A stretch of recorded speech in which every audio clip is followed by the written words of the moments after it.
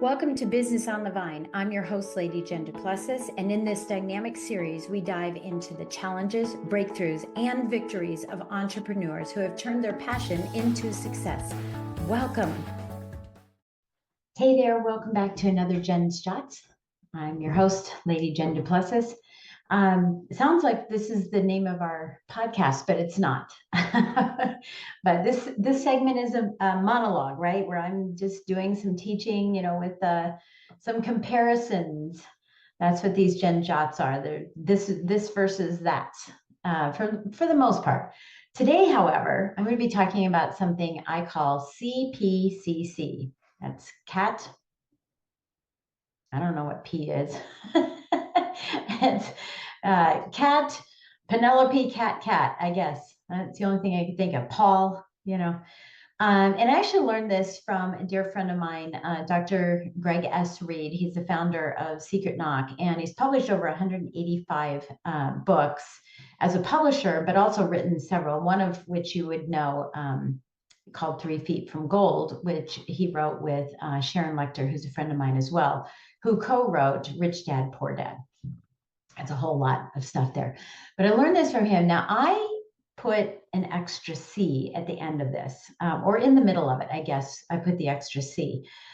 He talks about this quite a bit, but I want to share some stories with you about this. And maybe this will become, a new mantra of yours in your business and in your personal life. And I do think this is great for personal life too. So listen, if you're one of those people who date, or if you're someone who's married like me for almost 40 years now, I'm sorry, almost 42 years now.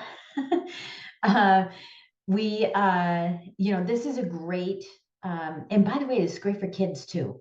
I think this is just great for everything, but CPC, and I'll just explain this as Greg put this out, is clues, patterns, and choices.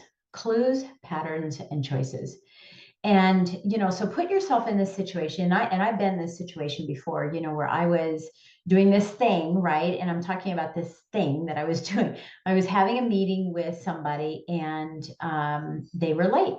No big deal. That's a clue, right? That's a clue. It happens. People are late. I've been late for things. I try not to be, but we all have things that happen. But if they're late and then the next time you meet them, they're late. And now they're using that, I wouldn't say using me or using you. I would say, that they think it's okay. It's become a pattern, right? And we're going to talk about patterns, but more than just the pattern, it becomes complacent that it's okay. She'll understand. She'll understand. I'm just always late. She'll understand. It becomes complacent. That's when you're looking at the patterns and saying, okay, is this a pattern or is this just, it actually just happened a couple of times and it's okay. So these are clues and then patterns and then choices, right? So once you see those clues and you determine that it's a pattern, you need to make a choice. Do you continue to work with this person? Do you continue to date this person? Do you continue to let this pattern happen? Or do you make a choice to address it, right? Address it or not address it. And so with kids, the clue is they're getting up late for school every day. And that's probably not a really good one because I already talked about late. So let me try to give you something else. The clue is they don't brush their teeth. And it's a pattern. It happens all the time. Well, you have a choice. You can let it go and they fight you and all that good stuff. You can let it go and their teeth get bad. And then you spend more money on dental expenses later. And then they don't have confidence in themselves because they don't have nice teeth. Or you can make a choice to address it and say, here are the clues that you have. Here's the pattern you have. Let me show you pictures of kids that didn't brush their teeth. Do you want to be that way? And by the way, I'm not going to pay you allowance because I'm tough, aren't I? Yeah, well, it's because I'm German and my kids grew up with great teeth and they're very successful because I put these things in front of them. But you're not going to get allowance because I need to reallocate those funds to ensure that I can pay for all the dental work that you're going to need. And by the way, it's going to hurt. right? I know it's a very dramatic example, but you get it. I know you're getting it. So have you ever been in this kind of situation where someone's showing these clues of non-performance, taking you for granted, a whole bunch of things that they could be doing. And now you've seen these patterns, but there's no C in it. It's just clues and patterns constantly, clues and patterns. And you just take it, tolerate it. I've talked about several times about your values, your core values, and putting boundaries around it. This is an example of how that might be applied. You have clues that you're working late, those clues, and you're getting home later every night. And the pattern now, how it's developed, you need to make a choice. Maybe you're headed for divorce. Maybe you're headed for some health issues. There's these clues, these patterns, and you need to make choices, but a lot of us don't make choices. We just let it ride, let it slide. It's the way that people are. But I promise your life will change differently when you see this, because this goes back again to complement or complicate what I talk about with working people. Those clues and those patterns, that now it's a pattern. If I don't make that choice, then I'm choosing to work with people that complicate my practice. And then I'm the one who suffers. They're the ones who take advantage of me. And that doesn't work in your business. It doesn't. Look, here's another story. I had this clue that I had this real estate agent that I worked with years ago, and she was really top notch in her company. And almost to the point where whenever she was networking, she would stand in the corner as if she was the queen and everyone would come and hold court with her. She would never walk around and talk to people. She just stood there like she's the queen. If you know what I am and you know what I do, you should come and talk to me. That's a clue. And the pattern is, every single time I saw her networking, she never reached her hand out. It was always everyone else reaching their hands out to her. There's a pattern. And I had to have a choice. Now, luckily I was working with her, I'll tell you how that went, but luckily I was working with her. But the clues that I had in serving the clients that she sent to us, the clue was she would get irate if one of my team members didn't return a phone call or didn't do something. And the pattern was she would do it every single time we did a loan with someone, and she would do it multiple times. Well, I had a choice. I had to look at that and say, and what are my team members thinking of me, right? Why does Jen work with this person? She made some of my team members cry. One of my team members threw a file one time, I ran out of my office and what the heck is going on? And she goes, she's such a, bad word. But what are they thinking of me? Are they seeing clues? They're seeing patterns in me, and they have to make a choice. Are they going to continue to work with me or not? Because my number one client is my team members. It's my number one client, not the referral partner, not the actual client, but my team members.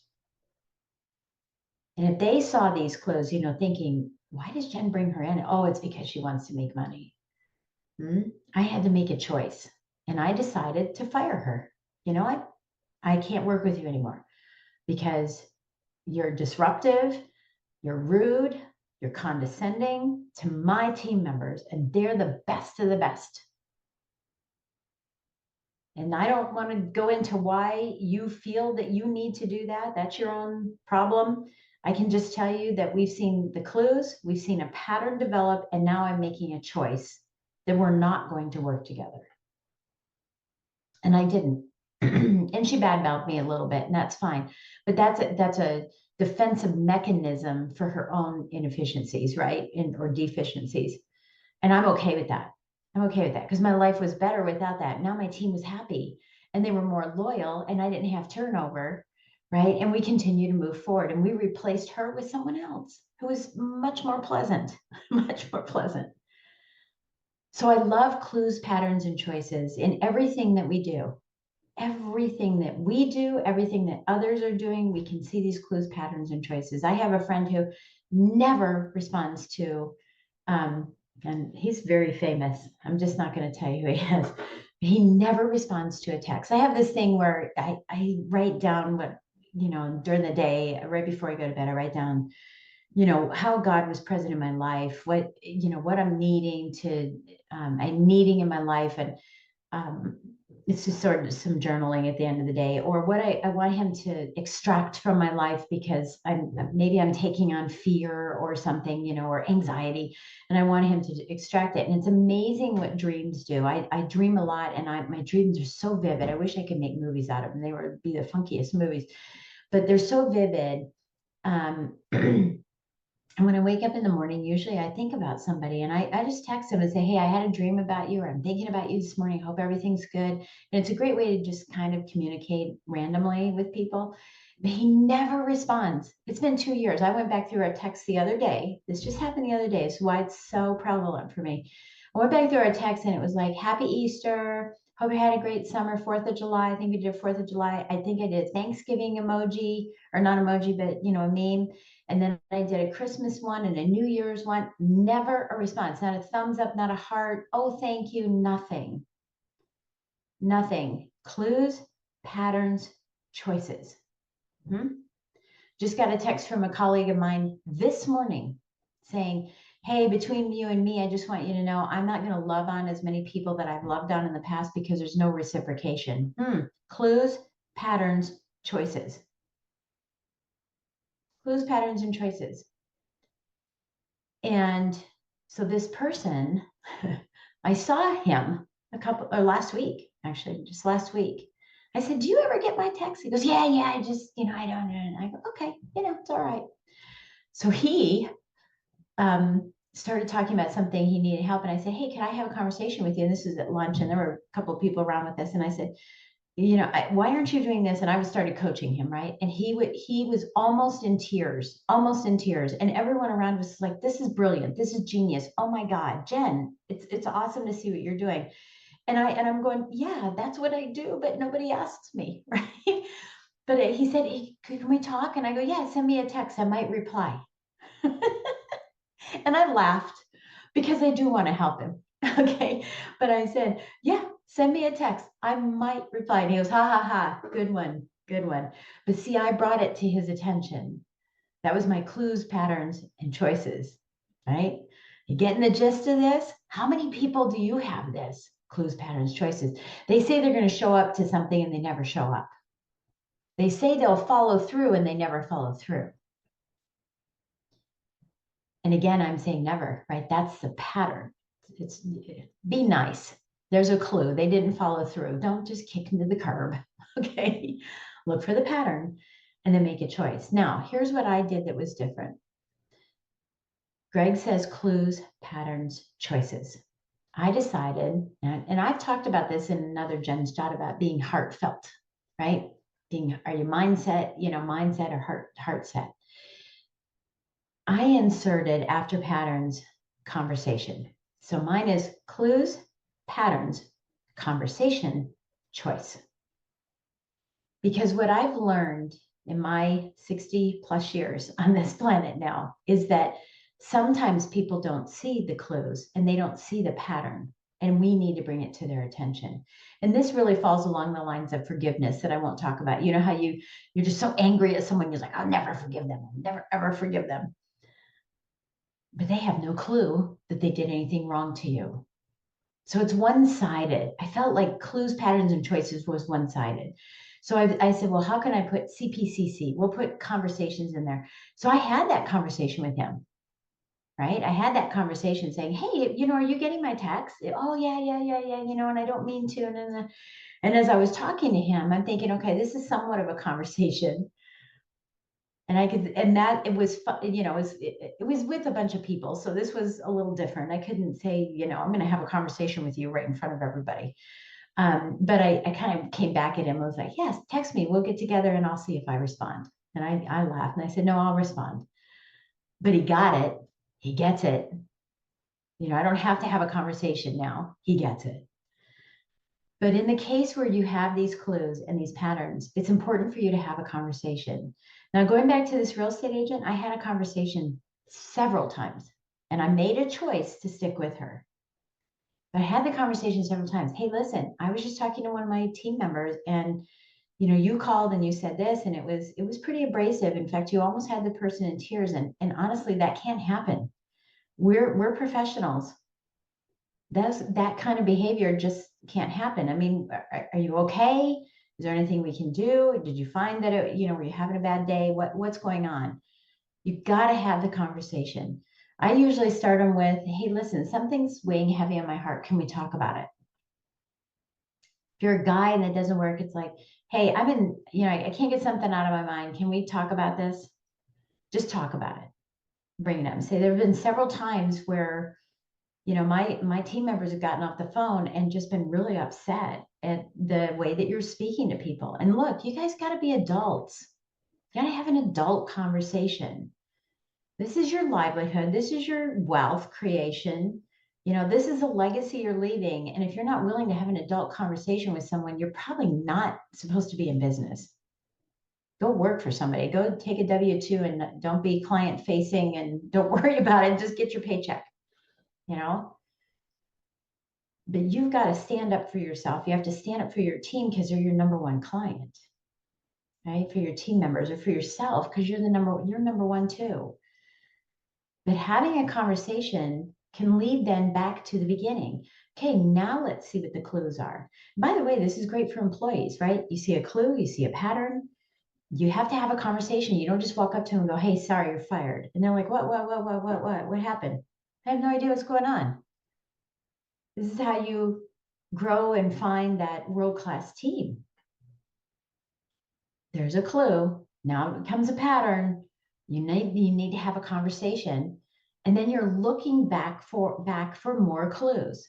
Has that resolved itself? Is it made, prevalent? Are they willing to take the action on it? And now you're looking for clues again, and you're saying, hey, guess what? The clues are gone there. Maybe new clues come up, right?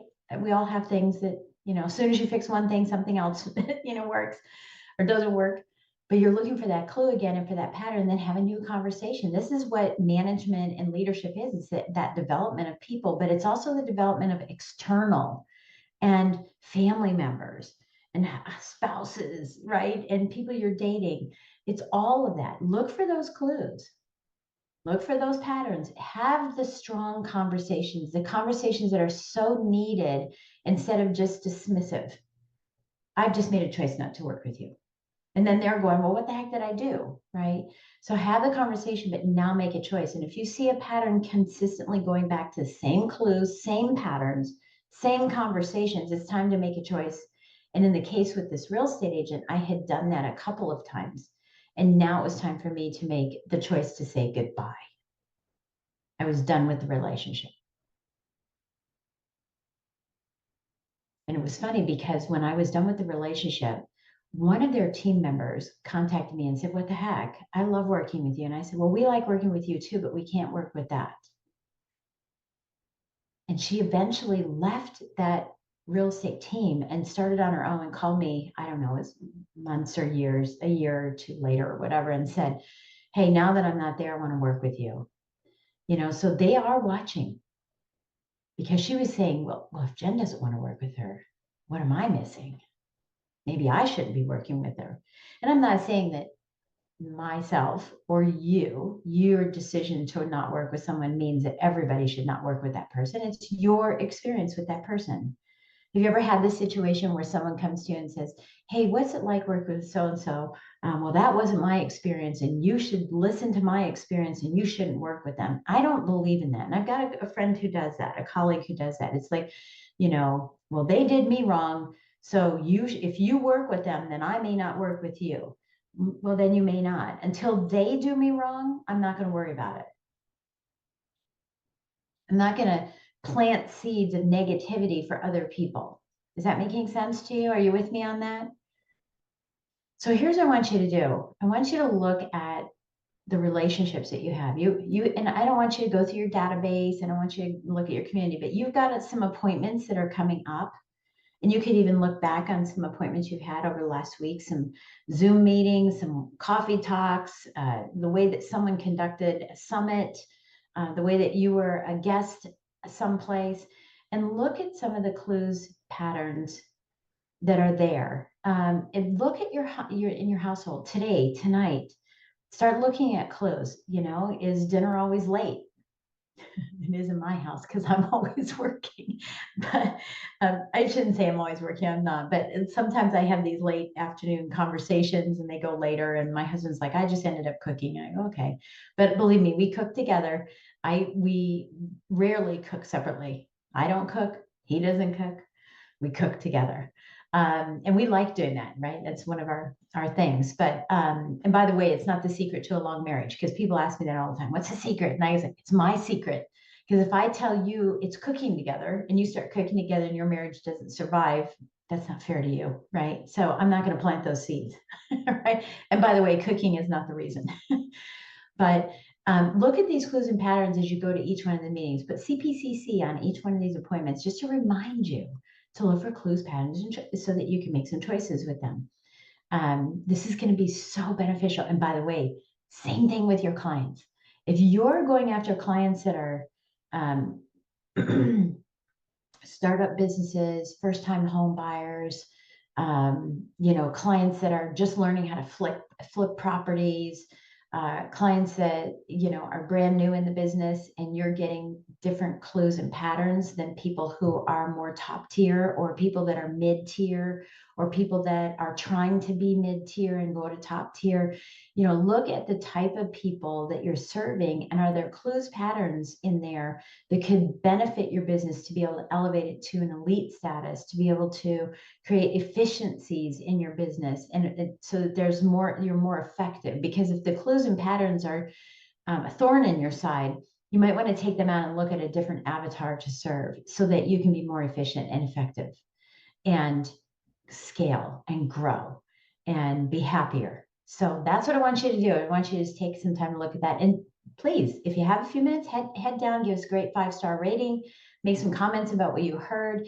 And don't forget to head over to YouTube and subscribe to my YouTube channel, where you can see all of my shows, all of my podcasts, and all of whenever I go out and speak, we put my speaking up there as well, so you can hear more about that. And just follow us, be part of the tribe, and be part of the team. We'll catch you in the next episode. Thank you for joining us on Business on the Vine. If you found value in today's conversation and would like additional support, go to supportfromjen.com. Remember, the best ideas are always discovered on the vine. So keep innovating, stay inspired, and continue to grow.